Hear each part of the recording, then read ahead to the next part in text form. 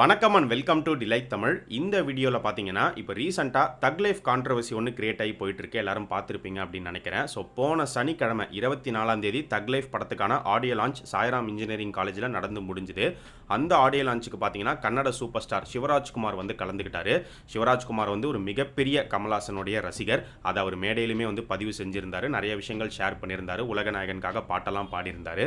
அந்த ஆடியோ லான்ச்சில் கமல்ஹாசன் அவருடைய ஸ்பீச்சில் சிவராஜ்குமார் பற்றி பேசும்போது என்ன சொல்லியிருப்பார் அப்படின்னு பார்த்தீங்கன்னா, இன்னைக்கு கன்னட சூப்பர் ஸ்டார் இந்த ஃபங்க்ஷனுக்கு என்னுடைய ரசிகனா வந்து கலந்திருக்காரு.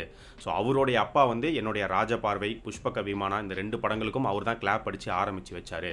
ஸோ கர்நாடகாவில் இருக்கக்கூடிய என்னுடைய குடும்பம் தான் சிவராஜ்குமார் அப்படின்னு சொல்லியிருப்பாரு. சொல்லிட்டு அடுத்து கமல்ஹாசன் என்ன சொன்னார் அப்படின்னு பார்த்தீங்கன்னா, அதனால தான் எப்போவுமே என்னுடைய ஒவ்வொரு ஸ்பீச்சை ஆரம்பிக்கும் போதும் உயிரே உறவே தமிழே அப்படின்னு ஆரம்பிப்பேன். இதிலே எல்லாம் வந்துடும். தமிழ்லேருந்து வந்தது தான் உங்களுடைய பாஷையும். ஸோ அதனால் நீங்களும் இதில் உட்படுவீர்கள் அப்படிங்கிற மாதிரி சிவராஜ்குமாரை பார்த்து சொல்லியிருப்பார். இப்போ இந்த ஒரு ஸ்டேட்மெண்ட் தான் கான்ட்ரவர்சியாக கிரியேட் ஆயிருக்கு. இதை பார்த்துட்டு அங்கே கர்நாடகாவில் இருக்கக்கூடிய சில அரசியல்வாதிகள் பார்த்தீங்கன்னா, அது எப்படி கமல்ஹாசன் தமிழ்லேருந்து தான் கன்னடம் வந்ததுன்னு சொல்லலாம், இப்படி ஒரு ஸ்டேட்மெண்ட்டை சொல்லி கன்னட மொழியை அவர் அசிங்கப்படுத்துறாரு. கன்னட மொழிக்குன்னு ஒரு தனித்தன்மை இருக்குது, பல ஆயிரம் வருஷம் வரலாறு இருக்குது, இதெல்லாம் தெரிஞ்சுட்டு வந்து பேசணும் அப்படின்னு சொல்லி தேவையே இல்லாத ஒரு சர்ச்சையை வந்து உருவாக்கியிருக்காங்க. அதை பற்றி பேசிக்கிட்டே இருக்காங்க. அண்ட் அங்கே தக் லைஃப் பேனர் போஸ்டர்ஸ் எல்லாம் வந்து கிழிச்சு பிரச்சனை பண்ணியிருக்காங்க. இதோட நிறுத்த மாட்டாங்க அப்படிங்கிறது நமக்கு தெரியும். வழக்கம் போல பார்த்தீங்கன்னா மன்னிப்பு கேட்கணும், கமல்ஹாசன் வந்து மன்னிப்பு கேட்டால் மட்டும்தான் அவருடைய தக் லைஃப் படம் கர்நாடகாவில் ரிலீஸ் ஆகும் அப்படிங்கிற மாதிரி பேசிட்டு இருக்காங்க. அது என்னன்னு தெரியல. நம்ம ஊர் நடிகர்களை மன்னிப்பு கேட்க வச்சு அழகு பார்க்கறது வந்து அங்கே இருக்கிற அரசியல்வாதிகளுக்கு ரொம்ப பிடிக்கும்னு நினைக்கிறேன். ஏன்னா இதுக்கு முன்னாடி பார்த்தோம் அப்படின்னா சூப்பர் ஸ்டார் ரஜினிகாந்த், சத்யராஜ் இவங்க 2 பேருமே காவேரி இஷ்யூக்கு இங்கே வந்து பயங்கரமாக பேசியிருந்தாங்க. இவங்க 2 பேருமே வந்து மன்னிப்பு கேட்க வச்சாங்க. சூப்பர் ஸ்டாரை பொறுத்த வரைக்கும் குசேலன் படம் ரிலீஸ் டைமில் பார்த்தீங்கன்னா அவர் மன்னிப்பு கேட்டால் தான் படத்தை ரிலீஸ் பண்ண விடுவோம்னு சொல்லிட்டாங்க. அவரும் போயிட்டு ஆமாம் நான் பேசின தப்பு தான், மன்னிச்சிருங்க அப்படின்னு சொல்லிட்டாரு. அண்ட் சத்யராஜ் வந்து பார்த்தீங்கன்னா பாகுபலி 2க்கும் சத்யராஜுக்கும் சம்மந்தமே கிடையாது. அவர் ஹீரோவே கிடையாது. அவர் அந்த படத்தில் ஒரு கேரக்டர் தான் ப்ளே பண்ணியிருப்பார். ஆனால் அப்போவும் பார்த்தீங்கன்னா அவர் மன்னிப்பு கேட்டால் தான் பாகுபலி 2 ரிலீஸ் பண்ண விடுவோம் அப்படின்னு வேணும்ட்டே பிரச்சனை பண்ணி அவர் வந்து வேற வழி இல்லாமல் வந்து மன்னிப்பு கேட்டார். ஆனால் சூப்பர் ஸ்டார் மன்னிப்பு கேட்டதுக்கும் சத்யராஜ் மன்னிப்பு கேட்டதுக்கும் நிறைய வித்தியாசங்கள் இருக்குது. சத்யராஜ் வந்து பார்த்தீங்கன்னா மன்னிப்புலாம் கேட்க முடியாது அப்படிங்கிற ஸ்டாண்டில் தான் இருந்திருக்காரு. அவருடைய அப்பாலஜி வீடியோ பார்த்தீங்கன்னா உங்களுக்கு தெரியும். அவரை வற்புறுத்தி தான் மன்னிப்பு கேட்க வச்சிருக்காங்க. வேற வழியே இல்லாமல் தான் அவரும் வந்து மன்னிப்பு கேட்டிருக்காரு. அதில் அவர் என்னென்ன சொல்லியிருப்பாரு அப்படின்னு பார்த்தீங்கன்னா, 9 வருஷத்துக்கு முன்னாடி நான் பேசின ஒரு ஸ்பீச்சுக்கு இப்போ 9 வருஷத்துக்கு அப்புறமா இந்த படத்துக்கே நான் மன்னிப்பு கேட்க சொல்கிறாங்க.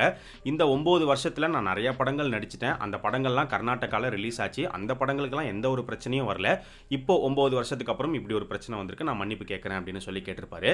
கேட்டது மட்டும் இல்லாமல் இனிமே ஒரு தமிழனா தமிழர்களுக்கு எல்லா பிரச்சனையிலுமே வந்து நான் குரல் கொடுப்பேன். அது தண்ணீர் பிரச்சனையாக இருக்கட்டும், விவசாய பிரச்சனையாக இருக்கட்டும், எல்லாத்துக்குமே நான் குரல் கொடுத்துக்கிட்டே தான் இருப்பேன். ஸோ அதனால் இதுக்கப்புறம் என்னை வச்சு படம் எடுக்கணும்னு வரவங்க, ஒரு வேளை இவரை வச்சு படம் எடுத்தால் பிரச்சனை வரும் அப்படின்னு நினச்சிங்கன்னா தயவு செஞ்சு என்னை நடிக்க கூப்பிடாதீங்க, என்கிட்ட வராதிங்க அப்படின்னே சொல்லியிருப்பாரு. ஸோ அவருடைய அந்த அப்பாலஜி வீடியோவில் ஒரு கோவமும் வந்து தெரியும். ஸோ இப்போ தக் லைஃப்க்கும் மன்னிப்பு கேட்க சொல்கிறாங்க. கமல்ஹாசனுடைய சொந்த படம் இது. அவர் ஹீரோவாக வேற நடிச்சிருக்காரு. அவர் மன்னிப்பு கேட்பாரா, என்ன பண்ண போகிறாரு அப்படின்னு பார்க்கும்போது தக்கான ஒரு ரிப்ளையை கமல்ஹாசன் வந்து கொடுத்துருக்காரு. என்னால் மன்னிப்புலாம் கேட்க முடியாது, அன்பு என்னைக்கும் மன்னிப்பு கேட்காது அப்படிங்கிற மாதிரி சொல்லியிருக்காரு. ஒருத்தர் ஒரு விஷயத்த சொல்லும் போது அவர் சொல்றது உண்மை இல்லை பொய் அப்படின்னா எந்த வகையில் பொய் அப்படிங்கிறத நிரூபிக்கணும். அப்போ உண்மை எதுங்கிற ஒரு கேள்வி உருவாகும். உண்மை என்ன அப்படிங்கிறதையுமே சொல்லணும், நிரூபிக்கணும். ஆனால் அங்கே இருக்கிறவங்க வந்து பார்த்தீங்கன்னா ஆவுன்னு கத்திக்கிட்டு பிரச்சனை பண்ணிட்டு இருக்காங்களே தவிர உண்மை எது அப்படிங்கிறத யாருமே அங்கே இருக்கிறவங்க வந்து சொல்லலை, சொல்லவும் முடியாது. ஏன்னா அந்த உண்மையை தான் கமல்ஹாசனே வந்து சொல்லிட்டாரு. தமிழில் இருந்து வந்தது தான் கன்னடம், இதுதான் வந்து உண்மை. அதாவது தமிழும் சமஸ்கிருதமும் கலந்து உருவான முதல் மொழி கன்னடம். அதுக்கப்புறம் தெலுங்கு உருவாகுது, அதுக்கப்புறம் மலையாளம், அதுக்கப்புறம் தான் வந்து துளு. கிறிஸ்து பிறந்ததற்கு பின் தான் இந்த மொழிகள் எல்லாமே வந்து உருவாகுது. ஆனால் தமிழ் மொழி வந்து கிறிஸ்து பிறப்பதற்கு பல ஆண்டுகளுக்கு முன்னாடியே உருவான ஒரு மூத்த மொழி தான் தமிழ் மொழி. தமிழ் தாய் வாழ்த்திலே வந்து பார்த்தீங்கன்னா கன்னடமும் கலித்தெலுங்கும் கவின் மலையாளமும் உன் உதிரத்து உதித்தெழுந்தே அப்படின்னு வரியே வரும். அந்த வரி ஆரம்பத்தில் தமிழ் தாய் வாழ்த்தில் இருந்தது. ஒரு கட்டத்தில் வந்து பார்த்தீங்கன்னா நீக்கிட்டாங்க, அதையும் நீக்கிட்டாங்க. ஆரியம் குறித்து வரும், அதையும் நீக்கிட்டாங்க. ஆனால் திராவிட நல் திருநாடை மட்டும் அப்படியே வச்சுருக்காங்க. ஸோ தமிழில் இருந்து தான் கன்னடம் வந்தது அப்படிங்கிறது உண்மை. இந்த உண்மையை வந்து யாராலையுமே மறுக்க முடியாது. ஆனால் உங்களால் ஏற்க முடியல அப்படிங்கிறது தான் ஒரு பெரிய உண்மையாக இருக்குது. ஒன்று, தமிழ்லேருந்துலாம் கன்னடம் வரல அப்படிங்கிறத நீங்கள் ப்ரூவ் பண்ணணும். நிச்சயமாக உங்களால் ப்ரூவ் பண்ண முடியாது. அப்படி பார்க்கும்போது இன்னொரு ஒரு வழி இருக்குது. தமிழ்லேருந்து கன்னடம் வந்தது அப்படிங்கிறத வந்து ஒரு கேவலமாக அசிங்கமாக நீங்கள் நினைக்கிறீங்க அப்படின்னா அப்போ கன்னட மொழியிலிருந்து தமிழை வந்து சுத்தமாக நீக்கிட்டு கன்னடம் தனித்து செயல்படுதா அப்படின்னு பார்ப்போம். கண்டிப்பாக செயல்படாது. கன்னட மொழியில் மொழியிலிருந்து தமிழை நீக்கிட்டா மீதி இருக்கிறது சமஸ்கிருதம் மட்டும்தான். எப்படி கன்னடத்துல, மலையாளத்துல, தெலுங்குல 3 மொழிகளுமே சமஸ்கிருத கலப்பு இருக்கோ அதே மாதிரி தமிழ் மொழியிலும் ஒரு கட்டத்துல பாத்தீங்கன்னா சமஸ்கிருத கலப்பு உள்ள வந்துருச்சு. அதையும் வந்து மறுக்கல. ஆனா தமிழ் மொழியிலிருந்து சமஸ்கிருதத்தை கம்ப்ளீட்டா நீக்கிட்டோம் அப்படின்னா தமிழ் மொழி இன்னும் சுத்த தூய தமிழா இயங்கும். ஆனால் கன்னடமோ, மலையாளமோ, தெலுங்கோ இந்த 3 மொழிகள்லேருந்து சமஸ்கிருதத்தை கம்ப்ளீட்டாக நீக்கிட்டீங்கன்னா இந்த மொழிகள் எதுவுமே தனித்து இயங்காது. இந்த மொழிகளில் தமிழ் மட்டும்தான் இருக்கும். பிற மொழி கலப்பில்லாமல் தனித்து இயங்கக்கூடிய மொழியாக தமிழ் இருக்கிறதுனால தான் தமிழ் மொழி வந்து செம்மொழியாக இருக்குது, உயர்தனி செம்மொழியாக இருக்குது. இப்போ போயிட்டுருக்கிற இந்த இஷ்யூக்கு அங்கே கர்நாடகாவில் ஒரு சில பேர்லாம் பயங்கரமான உருட்டிட்டு இருக்காங்க. என்ன சொல்கிறாங்க அப்படின்னு பார்த்தீங்கன்னா, தமிழ்லேருந்து கன்னடம் வரல, கன்னடத்துலேருந்து தான் தமிழ் வந்தது, கன்னடம் வந்து 2500 வருஷம் பழமையானது அப்படின்லாம் வந்து சொல்லிட்டு இருக்காங்க. அண்ட் இதை தாண்டி காமனாக அதர் ஸ்டேட்ஸ் உருட்டுற ஒரு பெரிய உருட்டு என்ன அப்படின்னு பார்க்கும்போது புரோட்டோ டிராவிடியன் அப்படிங்கிற ஒரு லாங்குவேஜ், அந்த லாங்குவேஜ்லேருந்து தான் தமிழ், கன்னடம், தெலுங்கு, மலையாளம் எல்லாமே வந்துச்சு அப்படிங்கிற மாதிரி சொல்லுவாங்க.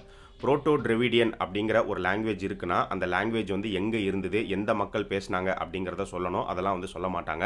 சொல்ல முடியும். ஆக்சுவலாக புரோட்டோ டிராவிடியன் அப்படிங்கிறது ஒன்றும் கிடையாது, தமிழ் தான். அப்புறம் ஏன் ப்ரோ இதை தமிழ்னே சொல்லாமல் புரோட்டோ டிராவிடியன்னு சொல்கிறாங்க அப்படின்னு கேட்டிங்கன்னா, இதை பற்றி பேசினா ரொம்ப டீப்பாக போகும். இதை சுற்றி நிறைய அரசியலும் வந்து இருக்குது. ஸோ ஏற்கனவே யூடியூப்பில் இதை பற்றி நிறைய பேர் வந்து பேசியிருக்காங்க. ஸோ இந்த விஷயம் தெரியாதவங்க போய் பார்த்து தெரிஞ்சுக்கோங்க. முடிஞ்சால் நம்ம இதை பற்றி தனியாக இன்னொரு வீடியோ வந்து பார்க்கலாம். ஸோ தமிழ் தான் தாய், ஆனால் தமிழை தாயாக ஏற்க மறுக்கிறீங்க அப்படிங்கிறதான் வந்து உண்மையா இருக்கு. இப்போ இந்த இஷ்யூக்கு அங்கிருந்து ஒரு சில பேர்லாம் என்ன சொல்றாங்க அப்படின்னு பார்த்தீங்கன்னா, கமல்ஹாசன் வந்து தமிழ் மொழியை வந்து பெருமைப்படுத்தி பேசுறதுக்காக கன்னட மொழியை சிறுமைப்படுத்தியிருக்காரு அப்படின்லாம் சொல்றாங்க. தமிழ் மொழியை அவர் பெருமையும் படுத்தல, கன்னட மொழியை சிறுமையும் படுத்தல, எந்த மொழியும் சிறுமைப்படுத்தல. எது உண்மையோ அதை நம்ம சொல்றோம். ஆனால் அதை ஏற்றுக்க உங்களால முடியல அப்படின்னா நம்மளால வந்து எதுவுமே பண்ண முடியாது. உண்மையை மறுக்கவும் முடியாது, மறைக்கவும் முடியாது. ஸோ இந்த கான்ட்ரவர்சிக்கு கமல்ஹாசன் வந்து ஒரு சில பதிலுமே கொடுத்திருக்காரு. அரசியல்வாதிகளுக்கு மொழியை பற்றி பேசுறதுக்கு எந்த ஒரு தகுதியும் கிடையாது, அதுக்கான படிப்பும் அவங்க கிட்ட வந்து இல்லை, என்னையும் உட்பட அப்படிங்கிற மாதிரி அவரையும் சேர்த்து தான் வந்து அவர் சொல்லியிருக்காரு. அண்ட் அதே மாதிரி இந்த ஒரு பிரச்சனையை கன்னட மக்கள் பார்த்துப்பாங்க, மக்கள் மேலே எனக்கு நம்பிக்கை இருக்குங்கிற மாதிரியுமே அவர் பேசியிருக்காரு. ஏன்னா விஸ்வரூபம் டைமில் அவருக்கு ஒரு பெரிய பிரச்சனை வந்தப்போ கன்னட மக்கள் வந்து எனக்கு ஒரு பெரிய ஆதரவு கொடுத்தாங்க, நீங்கள் இங்கே வாங்க நாங்கள் உங்களை பார்த்துக்கிறோம் அப்படிங்கிற அளவுக்கு சொன்னாங்க. ஸோ அதனால் அவங்க மேலே எனக்கு நம்பிக்கை இருக்குது, இந்த பிரச்சனை என்ன, என் படத்தை எல்லாத்தையும் அவங்க பார்த்துப்பாங்க அப்படிங்கிற மாதிரி சொல்லியிருக்காரு. ஸோ நாமளுமே வந்து பார்த்தீங்கன்னா மக்களை வந்து குறை சொல்லலை. ஏன்னா இந்த மாதிரி அரசியல் சூழ்ச்சிக்குள்ள சிக்காத உண்மை தெரிஞ்ச மக்கள் கண்டிப்பா நியாயம், உண்மை எது பக்கம் இருக்கோ அது பக்கம் தான் நிப்பாங்க அப்படிங்கிற ஒரு பெரிய நம்பிக்கை வந்து இருக்கு. ஸோ கமல்ஹாசன் வந்து ஸ்ட்ரிக்டா மன்னிப்பெல்லாம் கேட்க முடியாது அப்படிங்கிறத தெளிவா சொல்லிட்டாரு. தப்பு பண்ணாதான் மன்னிப்பு கேட்கணும், தப்பே பண்ணாம உண்மையை பேசுனதுக்கு மன்னிப்பு கேட்கணும் அப்படின்னு சொல்றது எந்த விதத்தில் நியாயம் அப்படிங்கிறது தெரியல. ஸோ கமல்ஹாசன் இப்போ இப்படி சொன்னதுனால இதுக்கப்புறம் இன்னும் அங்கே என்னென்ன பிரச்சனைகள்லாம் வந்து பண்ண போறாங்க, தக் லைஃப் படத்தை ஸ்மூத்தாக ரிலீஸ் பண்ண விடுவாங்களா இல்லை பெரிய பிரச்சனை பண்ணி ஸ்டாப் பண்ணுவாங்களா அப்படிங்கிறத வெயிட் பண்ணி தான் பார்க்கணும். ஸோ நீங்க இந்த இஷ்யூ பத்தி என்ன நினைக்கிறீங்க அப்படிங்கிறத மறக்காம இந்த வீடியோவுடைய கமெண்ட் செக்ஷன்ல சொல்லுங்க.